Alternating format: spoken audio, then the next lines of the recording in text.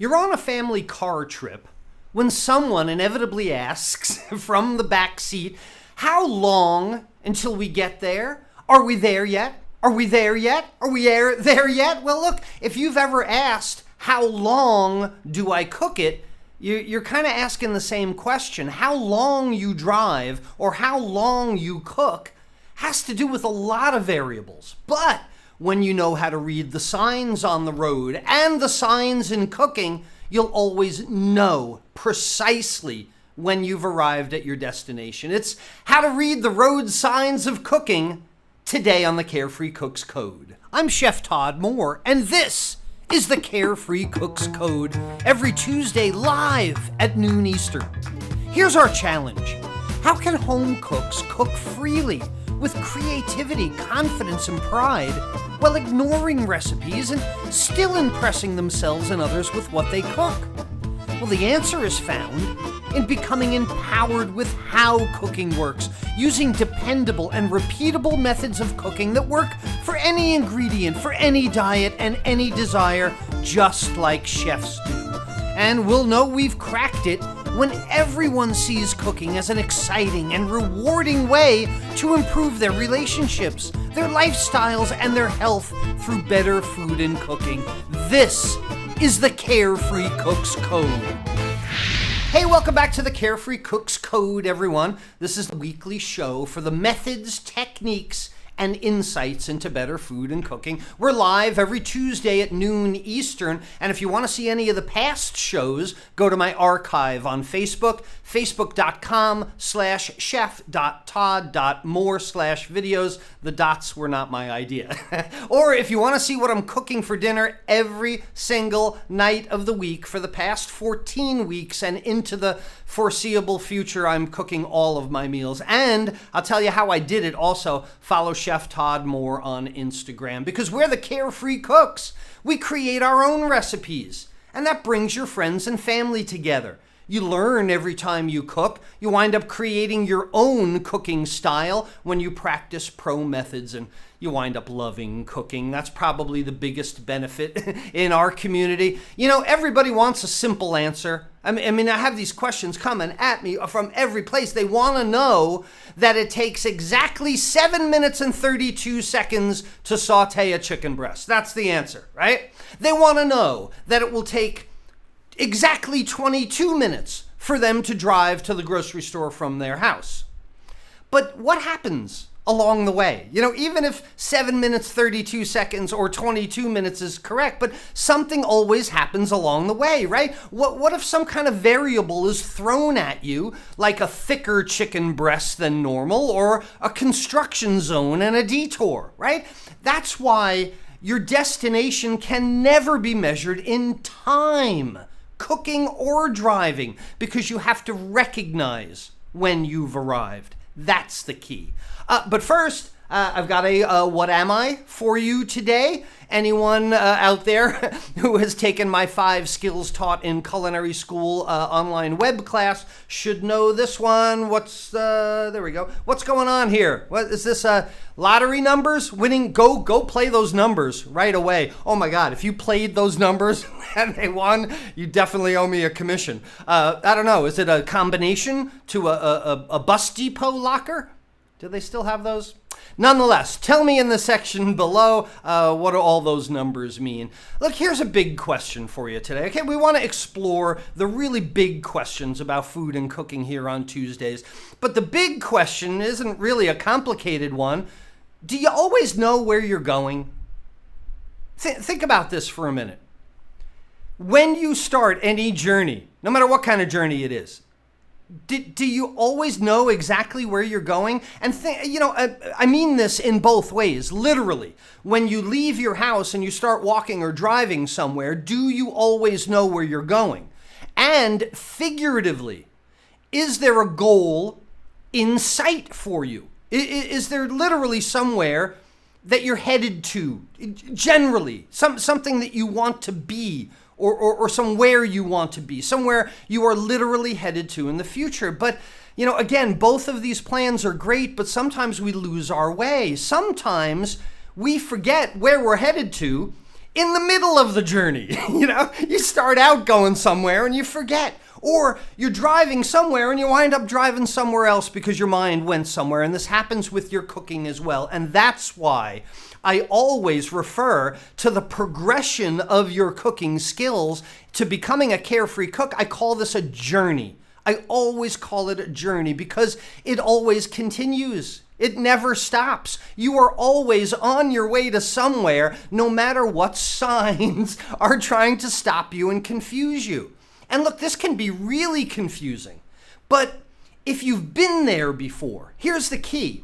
If you've already reached that destination and you can kind of walk it back and remember, if you have already been successful at least once, then it is so much easier to find this destination a second time because now you know the road markers. If you've been there, taken the road, the zigs, the zags, if you made the perfect chicken parmesan, if you found the quickest way to get to work, if you finally made the creme brulee you've always wanted to, you can now see that you're on the right path to doing it the second time. And these are the road markers in cooking that can help you speed your journey. That's what I'm here for.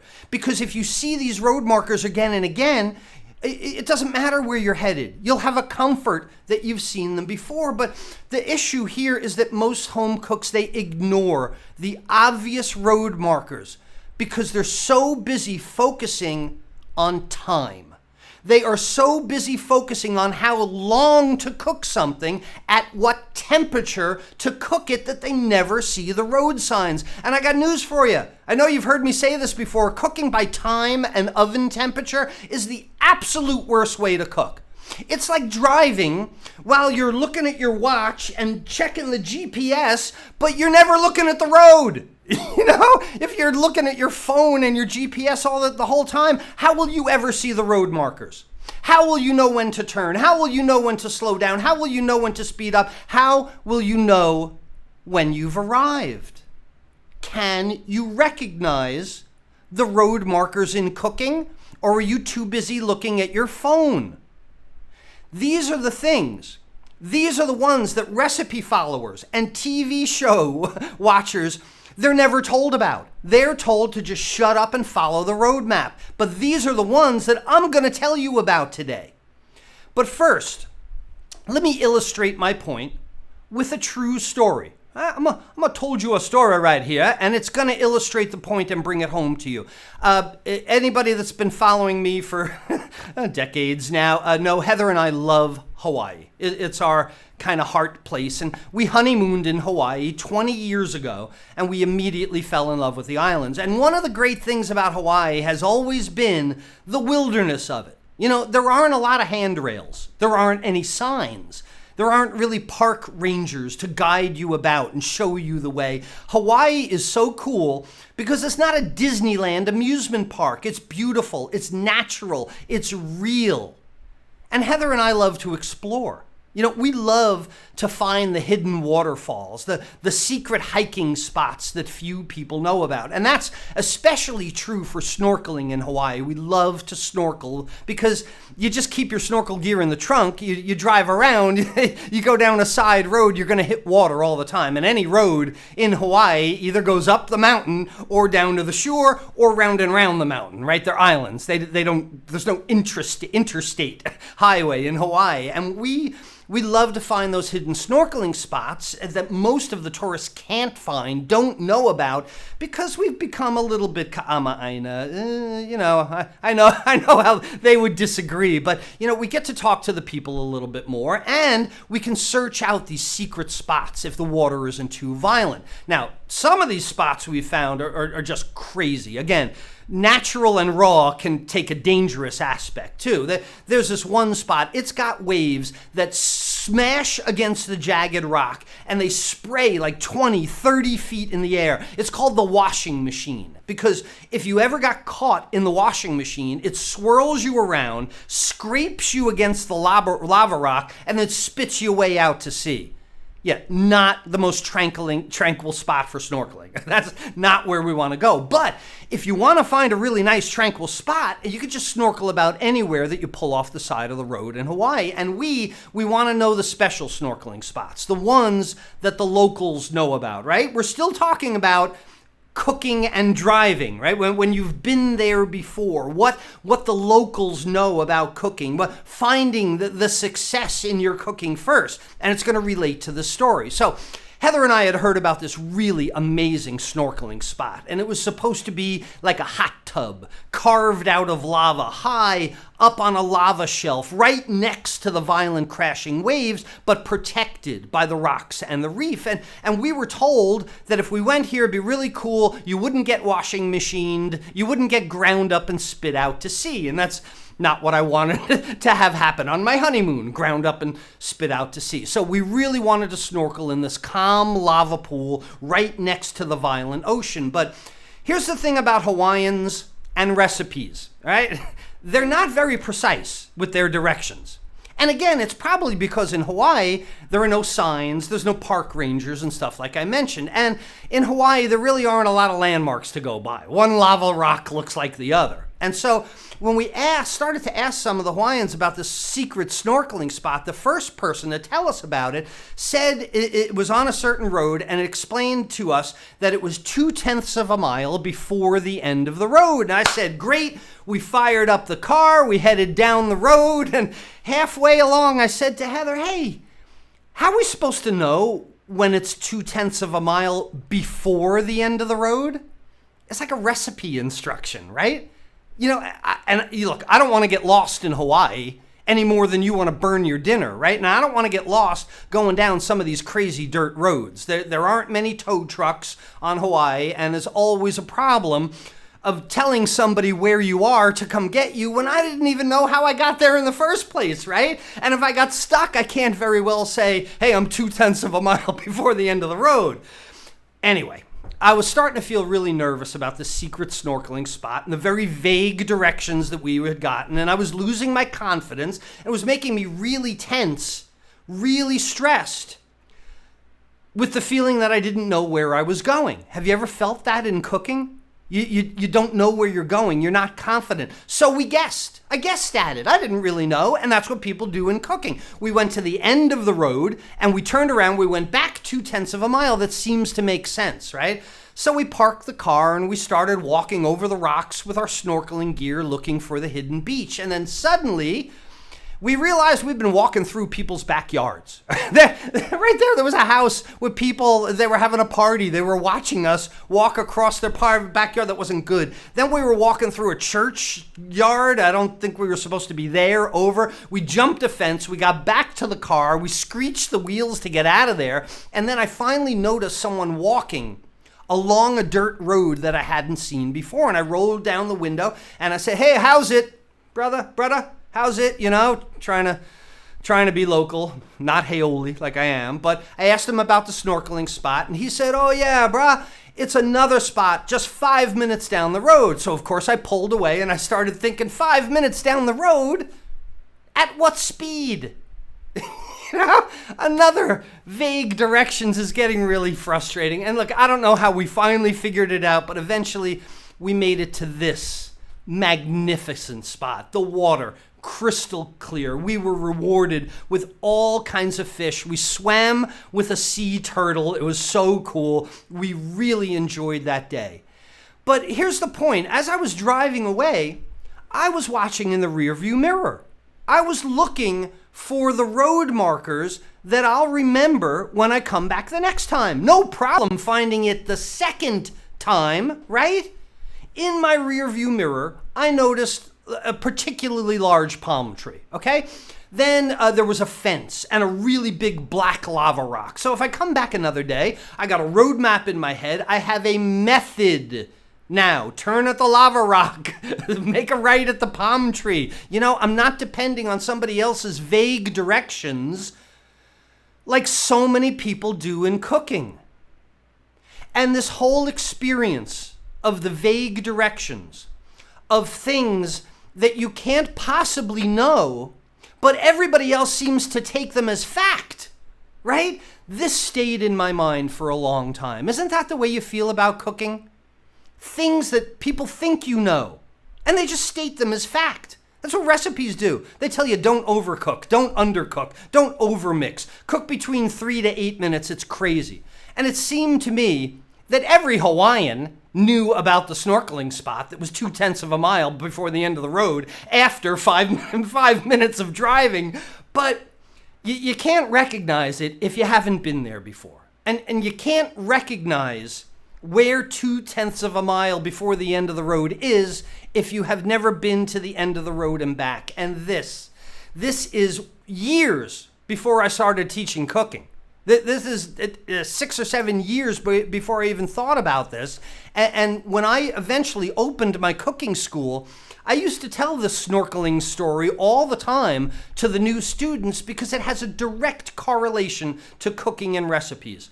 Recipes, like Hawaiian driving instructions, they are so vague if you haven't been there before, and if you don't know what to look for, and you don't know what to believe and what not to believe. So when the recipe tells you to heat a pan for 3 to 5 minutes, it's like the guy telling me to drive for 5 minutes without telling me what to look for, without having to recognize my final destination. And knowing what to look for, recognizing the road markers, is so much better than having vague directions. It empowers you. I take control over the next time I go to that snorkeling spot. I have control over the next time I make chicken parmesan. And you know, that big lie that recipes tell you all the time is that you should cook by time and temperature. How long to cook something at an uncontrollable and unbelievable oven temperature is the absolute worst way to cook. How do recipe authors know how long I should cook something? Maybe my chicken breast is twice as big as theirs. It's going to take twice as long to cook. Maybe my oven is hotter. Maybe my oven is cooler than theirs is. I have never found an oven that isn't lying about their temperature at one point. How do I know what their pan is made out of versus my pan? Different metals heat differently. How do they know what altitude I live at? Altitude affects cooking. With all of the variables that aren't accounted for when you cook by time and temperature, it's no wonder that home cooks experience this unbelievable inconsistency in their cooking. The biggest problem for home cooks, inconsistency, because they have trouble finding their destination in cooking. Just like I did in Hawaii, because I was given vague directions for a snorkeling spot, and now that I've been to Hawaii 7 times, I can find that snorkeling spot pretty easily with my eyes. I know where the snorkeling spot is, and I know when I have arrived at my destination. And it's the same for cooking. So, you know, in culinary school, we don't teach time and temperature. You'll never hear me tell students that are becoming professional cooks, cook at 350 for 25 minutes. It's laughable in culinary school. And actually, this is one of my favorite questions to answer. Because when a student comes to me and says, "Hey chef, how long should I cook it?" the answer is always the same: until it's done. That's how long you cook it. And they scratch their heads a little bit. They look at the ceiling. They look down at their shoes. And then they say, "Well, how do I tell when it's done?" Ah, much better question. How do I tell when to stop cooking? And here comes your aha moment today. If you take nothing else from all that I'm sharing with you today, take this to heart. Memorize it. Internalize it. Make it your own. It's the key to cooking. It's where I start everybody, because my students don't ask me that how long question anymore. They cook by the 4 effects of heat on food, because this is the unquestionable roadmap to all of cooking, no matter what you cook. Instead of vague directions, the 4 effects of heat on food are the big palm tree, are the large lava rock. It is the fence that I now recognize on my way back to the secret snorkeling spot, because the 4 effects of heat on food is the way the professionals cook. Because it's quantifiable. It's measurable. It's not vague, like 0.2 of a mile before the end of the road, or cook at 350 for 20 minutes. It's vague. And I'm going to share with you all the keys to cooking today. This is it. I mean, if you could get this one idea into your cooking, it is the roadmap that every food item goes through, and you can recognize these things for yourself. These are the 4 effects of heat on food, and if you can recognize them, then you have all the road markers of cooking. So the first road marker happens at 150 degrees Fahrenheit or 65 Celsius, and it's called gelatinization of starches. Starches absorb liquids and swell. You recognize this when you see rice cooking, when you see pasta cooking, when your roux absorbs liquid to make a sauce, when your cornstarch slurry thickens your liquid. You are watching gelatinization of starches. You can recognize it now and know that your sauce, your rice, whatever, is 150 degrees at least. The next important temperature is 165 Fahrenheit or 74 Celsius, and this is called coagulation of proteins. At this temperature, proteins stiffen and shrink. You watch this when you watch your hamburger on a barbecue grill. Raw hamburger this big, cooked hamburger that big, right? Things stiffen and shrink. The chicken breast in the saute pan, your roast in the oven. But if you can recognize this temperature, you can tell when to flip things over, when to take the internal temperature of them. It is a road marker in cooking that will tell you when to turn, when to slow down, when to speed up. The next landmark that we notice on our journey through the 4 effects of heat on food happens at 212 degrees Fahrenheit or 100 degrees Celsius, and this is the one that most people know. These are the temperatures at which water boils, turns to steam, enters the atmosphere. It's called evaporation of moisture, and this is how you go about drying things out. If you spend a lot of your cooking time in the evaporation of moisture zone, pork chop in a saute pan, whole chicken or roast in the oven, if you're spending more time in evap than you are the other stages, then you're going to have something that's dry. And then the last one is where we're all trying to get to. 320 Fahrenheit, 160 Celsius, sugars turn brown and get brittle. This is called caramelization of sugars. And this is the beautiful plate appearance on your chicken breast or your scallops, right? This is the brown scallops that are so beautiful. It's the gorgeous grill mark on your steak, on your burgers, on your vegetables, on your portobello mushroom cap. This is the thing that gives the great appearance to your dishes. So when you start to cook with these 4 effects of heat on food, it's like having a road marker right in front of you at each turn. Somebody planting a sign, boom, right in front of you, telling you what to do. Don't look at the recipe. Recipe doesn't know what to do. Recipe's not going to help you. Recipe is there to make you go get another recipe. That's really what the recipe is there for. But when you're cooking with the 4 effects of heat on food, when you know when to turn, when you know when to speed up, when you know when to slow down, and most importantly, when you know when to stop cooking, that's the way to cook. The best home cooks I know cook by the way the food reacts to the heat. Not their clock, not their oven, the food. They look at the food. They react to the changes in the food. More heat, less heat, turn it over, whatever. They don't use a clock, and they don't listen to what their lying oven says. These are mistakes. Cook with the 4 effects of heat on food. Use a thermometer, right? Quantify. Know exactly when you have arrived at your secret snorkeling spot of cooking. That's what it's about. And you know, this is such a huge concept for someone searching for true freedom in cooking. I know we've all heard the phrase, you cook with your eyes kind of thing, but the problem is everybody knows this phrase, you should cook with your eyes, but nobody's ever explained what the heck that means. Cook with my eyes? What are my eyes looking for? Nobody's ever told me until now. Now you know.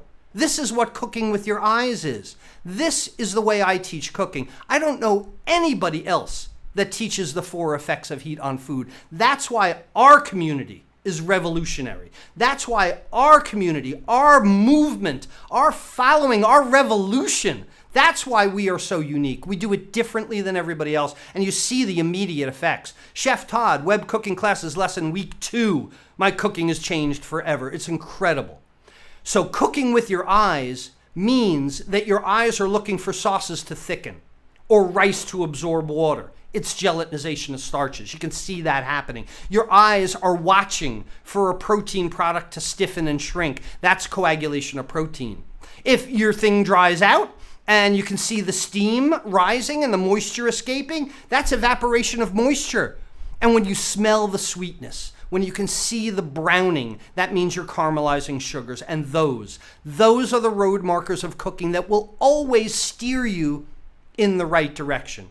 Because when you cook with a focus on the result of applying heat to food, you become truly empowered in the kitchen. And you're a cook that never has to stop and ask for directions, right? You can stop worrying about all the questions of doubt that swirl around in your mind, and you can cook with confidence and creativity, proud of what you've created and ready to invent something new tomorrow. Because written recipes, like roadmaps, God, they can be so confusing. So now you know what the what am I is for today. Anyone that said those are the temperatures in Fahrenheit and Celsius of the 4 effects of heat on food, say it with me again: gelatinization of starches, coagulation of proteins, evaporation of moisture, caramelization of sugars. That's the what am I for today, the 4 effects of heat on food. Oh, and look, before we go, again, I am sure I want to tell you about this because I'm so proud, but I'm going to pass it on from Chef Jose Andre. I'm sure he's going to want to thank you. Again, I'm thanking you for him. Anybody that purchased any of my classes, any of my courses, anything from web cooking classes this month, you should be proud as well, because a portion of your tuition was donated to World Central Kitchen to help feed thousands of hungry people during this pandemic, and now evidently a hurricane too. They've got their hands full. And your donation was boosted even further by all the carefree cooks that are wearing that Home of the Recipe Free t-shirt that was available only in July plus 2 days. An additional $1 per shirt was added to our normal donation, and that made it sizable. Actually, we have had so many people joining our revolution, our cooking revolution, and the charity causes that we're supporting, that I'm also proud to say that we made a sizable donation to City Harvest in New York, another organization working hard to feed people in crisis. And as long as Heather and I are donating a percentage of everything purchased for the month to these great human causes, these great human charities, we're soft for our four-legger friends. We didn't want to forget them. We've also made a donation to the SPCA this month to help feed and house the animals that are affected by the current event. So a big thank you to everybody out there, everybody and anyone who spent their hard-earned money to improve their lives and lifestyles through better food and cooking with web cooking classes this month, because from here you have helped literally thousands of other people as well. So thank you. Thank you. Our food and cooking revolution going nuts, expanding, helping other people every month. I'm touched. Good. Hey, time to like and share this video. If you know someone who's cooking by time and temperature, please make them stop. They will find confidence, creativity, and pride by cooking with their eyes and then knowing what that means. Cooking with the 4 effects of heat on food. That's the way we teach cooking. And do you know how you change your cooking for the summer? I never thought to share this with people because I've been doing it for so long, but there are 5 specific things that I do every year to make my cooking lighter, brighter, healthier, a little bit more appropriate for warmer weather. And I have a free class. It's called Summer Cooking is Cool. It's only about 30 minutes long, like this one, and it'll give you your own plan for your kitchen this summer. You can choose your class day, choose your class time if you want, when you go to webcookingclasses.com/sun. So until next Tuesday at noon, everyone, we're going to get another chance, more clues toward breaking the Carefree Cook's code. This is Chef Todd Moore reminding you that there's a method to your cooking success. Bye, everyone.